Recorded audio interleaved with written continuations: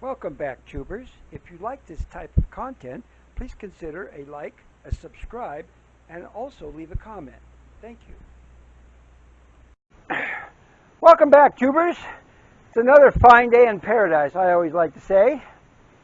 Okay, so on the last video, or the one before that, I did the laser level to the floor here, and we figured out that this main beam was down an inch still, so we jacked that up. And for several reasons, I wanted to get it more into position permanently. And then I had two other jacks over here that I needed to use to go over here to do this temporary beam that I'm sitting on. But then I discovered two things. I discovered that this double beam, double 2x6 underneath the edge of the floor here for the bathroom wall, I did not glue and screw those two beams together. And so they were off a little bit. So I used the jacks that I had to pull up the back one and make them both level, and then I went and ran a whole bunch of screws in there. I couldn't put glue in there, but I did a whole bunch of screws in there. So now that's solid beam together, and it leveled out the floor quite a bit, for the irregularities. I mentioned that there was an irregularity over here. Still is just a little tiny bit, but now it's barely even noticeable. But there was another thing that I discovered. I got over to here, and instead of a 2x6 being underneath the wall, it was a 5x7 and laying flat. So only 5 feet high instead of 5.5 for a regular 2x6. The wall was down a half an inch. I noticed that when I put the subflooring down, that they were going down a little bit right near the wall over here, and especially here. So I got the jacks around here, and I jacked up this 5x7 so that I could slide, sister in a 2x6 going across here over to the beam. And lo and behold, I couldn't believe it, this 5x7 actually snapped in two different places. With a 20-ton jack, there's a lot of weight on this beam, but I had this one underneath it here. I got it tucked underneath as best I could, and as I was jacking up the floor, all hell was breaking loose. Nothing serious happened, but I could hear the creaking and the cracking, the snap, crackle, and pop that I always talk about, right? So anyway, we got that all taken care of. I'm still about half an inch away from that beam. I'm dead center underneath the wall. That's fine. I'm happy with that. But this beam is all crumbled on this end of it here. And so what I'd like to do is maybe pull that out of there. And it's got another post. There's another post right here, though. I got to support that post. It seems like it's a little wobbly loose. But anyway, here's what I do. I took a short piece. This is 35 inches, something like that. And I go across from beam to beam, from joist to joist. And as long as it sits pretty flat, 1, 2, 3. This one's down just a smidge. I'd say about 1/4 of an inch. But from here to here to here, it's perfectly level. Nope. Still down. Well, at this point, it's down 1/8 of an inch. So this is down 1/8. That's down 1/4. So what I can do, I can probably shim it. Once I make the other beam behind me here, I can shim it. And then you come over to here, and that's not even 1/8 hardly. So coming all the way across, it is now almost perfectly flat. So when I put my subflooring down that I had it laid down here before. You saw that last video. It'll now tuck in nice and pretty, and I can glue it and screw it. Now I'm not doing that right now, because what I'm doing, I've got to I got to do all my plumbing.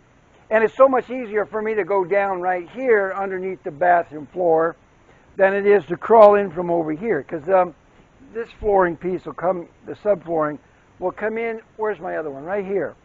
And that's a little, I don't feel like dragging my body through the wet dirt down here. It's not mud, but it's, you know, it's damp all the time. I got a big crawl space. There was a crawl space underneath the house here that came over to the existing oil-fired furnace that was here many, many years ago. And what I'm going to do is all this extra dirt that I'm going to pull out, I'm going to level it off all at about 1.5 feet, 2 feet down, pull it all into this hole. Underneath the living room, there's a whole bunch more. It gets pretty close over there. 8 to 10 inches, right? So I got to pull out at least 6 inches worth of dirt. I'm not going to just jam it all into this hole right here. I've been throwing all my rocks down there, and I got a bunch over here. Now I'm going to show you that. Let me put my little, I got a piece of 2x12 here that's, it broke off at one point because the grain runs a little funny. But I use that as my bridge. When I'm coming in through the living room, I come in through my little bridge right here. Now you see where I'm at right here? To the top, to the subfloor, I'm standing, it's about 3 feet. Minus 6, I'm 2.5 feet deep in the hole right here. And then it goes down from there. It goes down to 3.5 feet. So, again, like I said, I got to fill this all in down here. It gives me a place to put all this dirt. And let me show you where I'm getting all this dirt from. Well, I mean, you know, that's also what I've been doing for a couple of days. I dug this all out, a lot of it. It was out about another 2 feet, and I went back into it. As I pulled that old subflooring out and stuff like that, let me get down here. So I still got to, I'm going around, I'm going to be digging all this out, and digging that all off of there. And this hole is still a little bit deep. Again, I'm just going to throw all my plaster in there. So that's fine. So what I got to do is I got to take about a foot, 8 to 10 maybe inches of topsoil off the top of this ledge right here I got. Maybe a foot. It's got to be a whole foot because this board I'm sitting on is sitting on the foundation, the concrete. So that's going to be the bottom of the floor joists. I'm going to eventually get a rim joist in here, and then the floor joist will be right there, tucked into the rim joist. So I got a lot more digging to do. Now, I can only dig about, I don't know, 6 or 8 wheelbarrows full of dirt, and then I'm tired for the day, you know. You know, it's hard on the back, and it's hard on the muscles, and it's hard digging. It's not soft digging. Down here are rocks and boulders. I mean they're huge little suckers. You know, they're 6, 8 inches across, some of these rocks. And it's just hard digging. But it's sand and gravel. I like it. It's good fill dirt.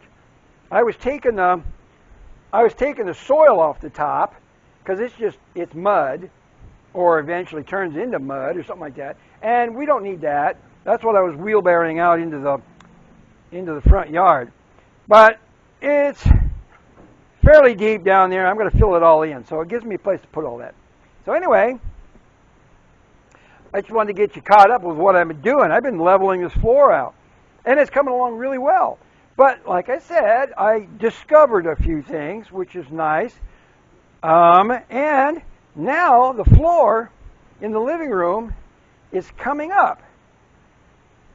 I don't know. You can't see it from this angle, but it tapers off by about an inch and a half from the center of the living room. Now, we've already established that this main beam here in the living room might be as much as a ½ an inch high. And eventually, when I get underneath the house there, I'm going to adjust that, maybe take one of the shims out or something like that, and it'll settle down. Now, again, I got some of the subflooring over here next to the door. I've got some Luan down here to prevent people from walking into the hole. But just right here, a little bit right here by the door, there's some pieces of flooring missing. And then if you can see it, there's plywood in the living room. Let me go around to the other side.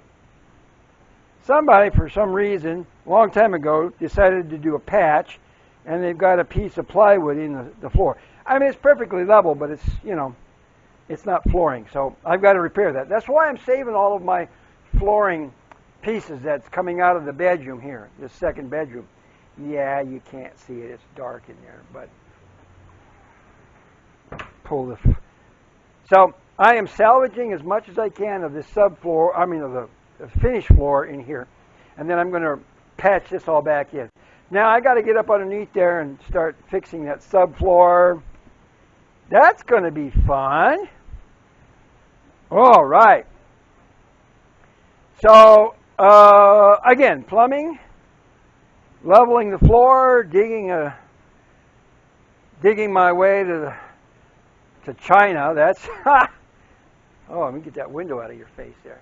Okay, so digging is a lot, but I've done that before. I dug a basement in one of my older houses, a big area, 10 by 10 feet square, and it was like 4 feet deep, the soil. There was a partial basement in there, this other house that I had, and it took me the better part of 2 years to dig that out. And I was making that into a mother-in-law apartment. It was a partial basement. That's where they kept the furnace and the hot water tank. I just opened it up, and it was enough room in there to make a little mother-in-law apartment. I put a bathroom in, a full bathroom down there. And the part that I was digging out was a little bit of the bathroom, but it was also turned into a kitchen area. So a little kitchenette or whatever. So anyway, I just wanted to touch base with you guys today and show you what I've been doing. The hard work stuff, you know. And I got to get underneath the house there and start doing plumbing and stuff. And I got to buy another blanket for my door. See, when I get the heater going, when I get the fireplace going, then what I do is I close this blanket, keeps all the heat in the living room. But now that I opened up the wall to the closet door, now there's no second wall over there. So now all the heat escapes around to the side there, and I struggle to keep this area warm now. So anyway, again, if you've made it this far in the video, you know, throw me a like and a subscribe, and always talk to me. Give me a comment.